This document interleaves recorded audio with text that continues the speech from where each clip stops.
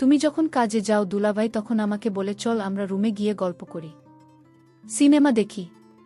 তুমি বাসায় না থাকলে দুলাভাই শুধু আমায় তার রুমে ডাকে আর বলে আমার মাথায় কেমন জানি জিন জিন করে ব্যথা করছে, একটু মাথায় মালিশ করে দিত, তাহলে হয়তো মাথা ব্যথাটা কমে যেতে পারে।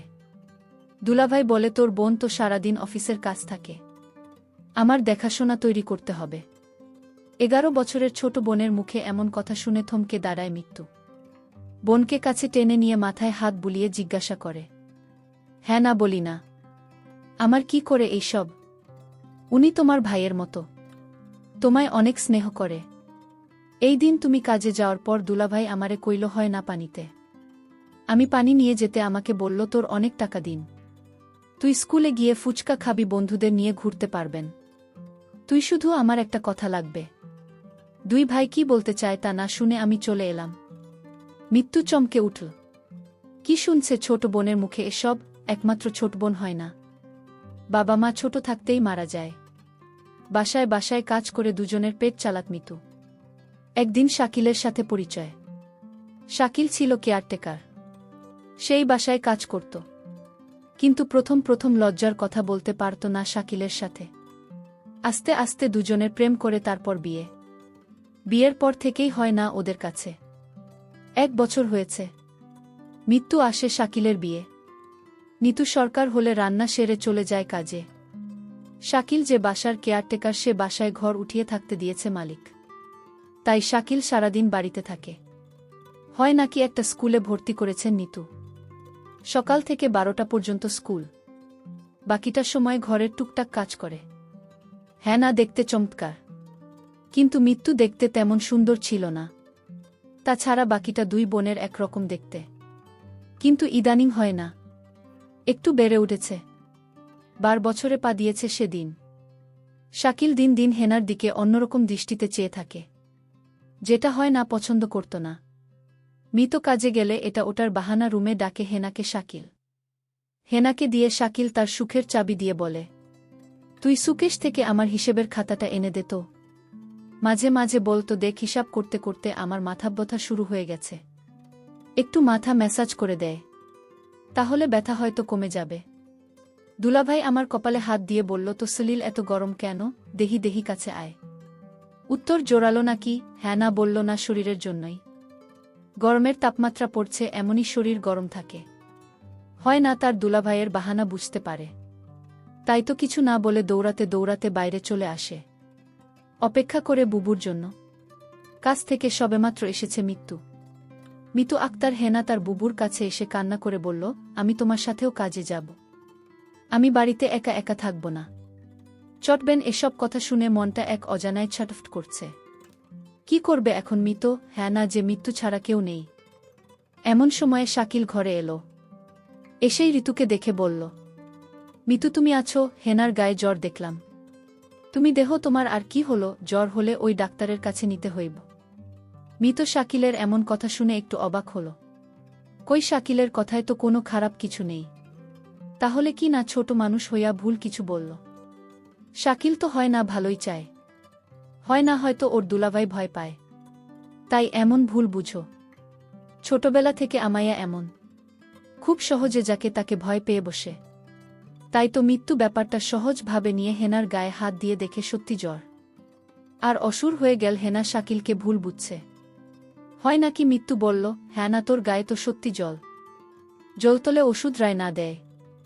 এই বলেই মৃত্যু হয় না কে নিয়ে ডাক্তার দেখাতে চলে গেল। শাকিল মিটমিট করে হেসে দিয়ে বলল, হেনা তুই যতই আমার নামে নাসির করস্তরে আমি একদিন সত্যি সত্যি। যেতে যেতে মৃত্যু হয় না কে বলল, হেনা তুই মানুষটার নামে এমন মিথ্যা কথা কইতে পারি? তোর কত খেয়াল রাখে দেখছ। হ্যাঁ না বলল, বুবু তুমি আমার কথা বিশ্বাস করো, দুলাভাই আমারে খালি তার রুমে ডাকে আর কি জানি বলতে চায়, কিন্তু বলতেও পারে না। আর এ তো দুলাভাই তো ভালো চায় আর এই জন্য তোকে চোখে চোখে রাখে। বোকা মেয়ে, কিছুই বুঝিস না। মিতু ছোট হয় না কে বুঝিয়ে বলল। শাকিল একেবারে সাদাসিধে, ভুলটা হয় না।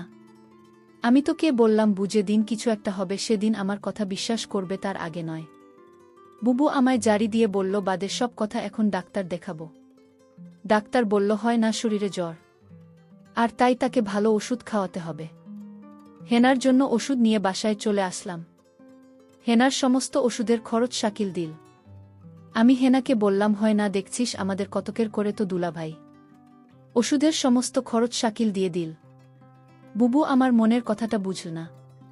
বুবু তুমি শুধু শাকিল ভাই এর উপরের দিকটা দেখলে, ভিতরের রূপটা দেখলে না।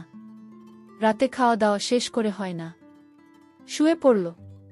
আমি হেনাকে বললাম, কিরে হেনা তুই ওষুধ খেলি না? ওষুধ না খেলে তোর জোট ভালো হবে না, তুই দিন দিন অসুস্থ হয়ে যাবে। বুবু আমার গায়ে জ্বর নেই, আমি ওষুধ খাব না, আমি সুস্থ আছি। কি বলছিস পাগলি মেয়ে? ডাক্তার বলল জ্বর আছে আর সে বলছে জনি। বুবু জোরাজুরিতে আমি জ্বরের ওষুধ খেয়ে নিলাম। আমার কিছু করার ছিল না। আমি জানতাম আমি যদি ভুল কথা না শুনে বুবু অনেক কষ্ট পাবে, কারণ এই পৃথিবীতে বহুল আমি ছাড়া আর কেউ নেই, আর তাই আমি বুকে কষ্ট দিতে চাই না। কিন্তু বুবু আমার একটা কথা কোনোভাবেই বিশ্বাস করছে না। কিন্তু বিশ্বাস করবে সেদিন যেদিন আমার একটা কিছু হবে, তার আগে না।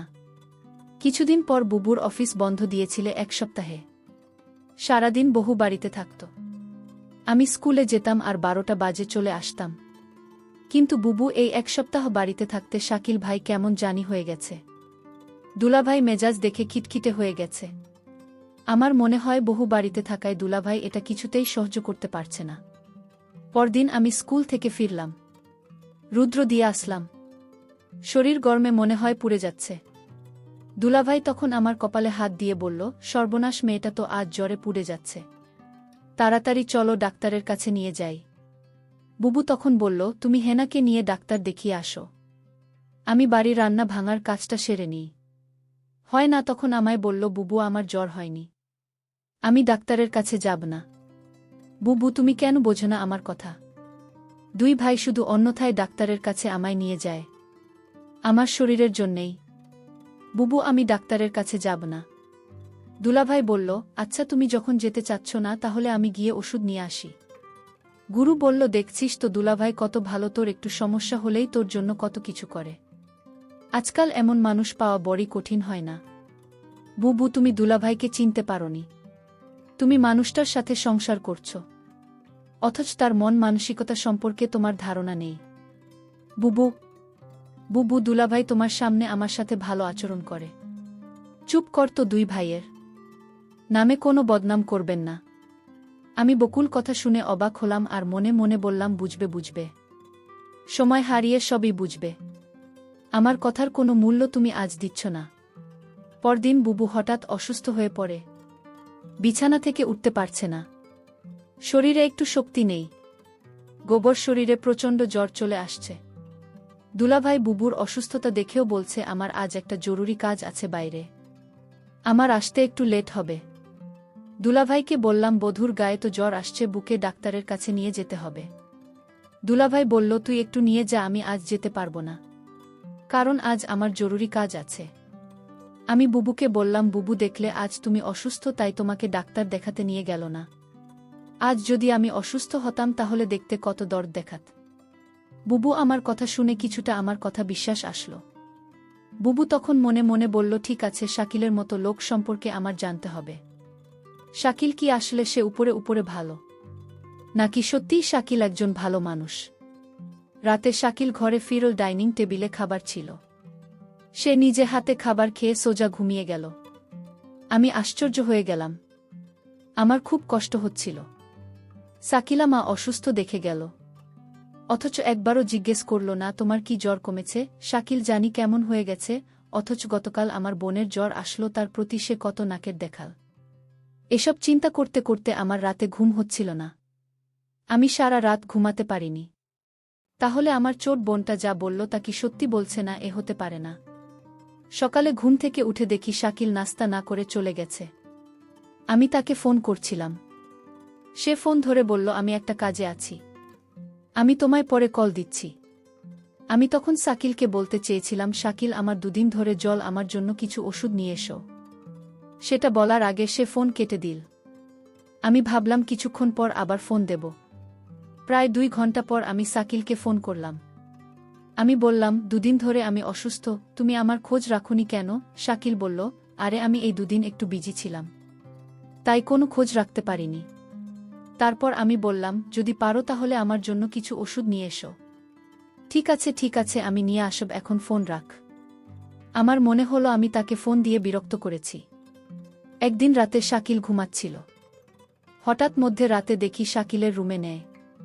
আমি রুমের চারদিক ভালো করে খুঁজতে লাগলাম। কোথাও শাকিলকে দেখতে পেলাম না। তারপর দরজা খুলে রুম থেকে বের হয়ে দেখলাম হয় না দরজার কাছে গিয়ে হেনাকে ডাকছে। আমি বললাম, শাকিল তুমি হয় নাকে ডাকছো কেন? শাকিল আমাকে দেখে চমকে গেল। শাকিল বলল, আর বলো না, হয় না ঘরে আমার ল্যাপটপটা রাখা ছিল, তাই হেনাকে ডাকছি। কারণ ল্যাপে অনেক হিসেব পড়ে রয়েছে, তা আজ রাতের শেষ করে অফিসে জমা দিতে হবে। শাকিল তুমি আমার সাথে মিথ্যা বলো না। আমি জানি তুমি জব করো না, আর তাহলে তোমার অফিসে কিসের কাজ? মিতু তুমি আমার মুখের উপর তর্ক করো না। আমি যা বলেছি তাই সত্যি, আমি নতুন একটা অফিসে জব নিয়েছি। আমি তার সাথে আর কথা বাড়ালাম না। শাকিলের প্রতি আমার সন্দেহ মাত্রাটা বেড়ে চল। এখন শাকিলকে আমার তেমন বিশ্বাস হয় না। কখন কি করে বসে তার কোনো ঠিক নেই। আমি শাকিলকে বললাম, যেহেতু তুমি একটা চাকরি পেয়েছ তাহলে আমার আর কাজের দরকার কি? আমি না হয় বাসায় থাকলাম, তুমি চাকরি করো। শাকিল তখন আমায় ধমকের সুরে বলল, তোমার জীবন রয়েছে, তার লেখাপড়ার খরচ কি আমি দিব? তুমি তোমার কাজ করো, আমি আমার কাজ করি। শাকিলের কথা শুনে বুঝতে পারলাম তার আসল চেহারাটা বের হয়ে আসছে ধীরে ধীরে। আমি বললাম, ঠিক আছে শাকিল, তোমার কোনো চাকরি করতে হবে না, আমি তো আছি। দেখলাম শাকিল অনেক খুশি হয়ে গেল। পরদিন আমি কাজে চলে গেলাম। বাড়িতে হয় না আর শাকিল। আমার এই দিন কাজে কিছুতেই মন বসছিল না, কারণ আমার খুব চিন্তা হচ্ছিল আমার বোনটাকে নিয়ে। আমি যেখানে কাজ করতাম সেই মালিককে বললাম, আজ আমায় একটু আগে ছুটি দিয়ে দেন, আমার বাসায় একটু সমস্যা। মালিক বলল, ঠিক আছে, আজ তোমাকে আগে ছুটি দিয়ে দেব। কোনো রকম অফিসের সময়টা গেল। আমার ডিউটি হচ্ছে সকাল 8টা থেকে রাত 8টা, কিন্তু আজ আমি বিকাল 4টায় ছুটি নিয়ে বাসায় চলে আসলাম। বাসায় এসে দেখি বাড়িতে কেউ নেই, একদম নিবিড়। আমি হেনাকে ডাকছি, হয় না কোথায় তুই? আবার শাকিলকে ডাকছি, শাকিল কোথায় তুমি? আমি কারো সাড়া শব্দ পেলাম না। সমস্ত বাড়ি খুঁজছিলাম, কাউকে দেখতে পাচ্ছিলাম না। শুধু একটা জায়গা বাকি ছিল, আর সেই জায়গাটা হল বাথরুম। আমি বাথরুমের দিকে গেলাম, গিয়ে যা দেখলাম তা দেখে আমার মনে হচ্ছিল আমার দম আটকে গেল। আমি দেখলাম হয় না একপাশে পড়ে আছে। আমি দৌড়ে কাছে গিয়ে হেনাকে ডাকলাম, হয় না বোন, আমার তোর কি হয়েছে? হেনার কোনো সাড়া শব্দ নেই। চিৎকার করে হেনাকে ডাকছি, হয় না। উত্তর, কি হয়েছে বোন? আমি কথা দিচ্ছি আমি আর কোনোদিন তোদের বাসায় একা রেখে কাজে যাব না। লক্ষ্মী বোন আমার, তুই আমার সাথে রাগ করিস না। হয় না মুখ দিয়ে কোনো কথাই বেরোচ্ছিল না। একটা সময় বুঝতে পারলাম হয় না আর নেই। হ্যাঁ না আমার সাথে অভিমান করে চলে গেছে। হ্যাঁ না মরে গেছে। আমি কাঁদছিলাম আর বলছিলাম, হয় না বোন আমার, তুই একবার উঠে যে, আমি কথা দিচ্ছি এখনই তোকে নিয়ে অন্য কোথাও চলে যাব। হ্যাঁ না আমার কথা শুনছিল না। শুনবে কি করে, সে তো মরে গেছে। আমি হেনার হাতে একটা চিঠি দেখতে পেলাম। চিঠিটা তার হাত থেকে নিয়ে খুলে দেখলাম। চিঠিতে লেখা ছিল, বুবু তুমি আমার কথা বিশ্বাস করছিলেন না। আমি অনেক কষ্ট নিয়ে দুনিয়া থেকে চলে গেলাম। এর কারণ হলো আমার দুলাভাই। বহু তুমি আমাকে ক্ষমা করে দিও। আর তোমার প্রতি একটা অনুরোধ, তুমি শাকিলকে ছেড়ে চলে যেও, তা না হলে আমার আত্মা শান্তি পাবে না। আমার আর বুঝতে বাকি রইল না কেন হয় না দুনিয়া ছাড়ল। কি ঘটেছিল? আমার বোন ঠিকই বলেছিল বুবু, তুমি সময় হারিয়ে সব বুঝবে। আজ আমার বোনের কথার ফল আমি পেয়ে গেলাম, কিন্তু আমি এর শেষ দেখে ছাড়ব। আমি শাকিলকে খুঁজতে লাগলাম। আমি শাকিলকে কোথাও খুঁজে পাচ্ছিলাম না। তারপর আমার বোনের হাতে চিঠি দিয়ে শাকিলের নামে মামলা করলাম। শাকিলের সারা জীবনের জেল হয়ে গেল। বন্ধুরা, আমি কষ্ট করে তোমাদের জন্য গল্প তৈরি করি। যদি গল্পটি ভালো লাগে তাহলে ভিডিওতে একটি লাইক করে পাশে থাকবেন। আর এরকম নতুন নতুন গল্প পেতে আমার চ্যানেলটি সাবস্ক্রাইব করে পাশে থাকবেন। ধন্যবাদ।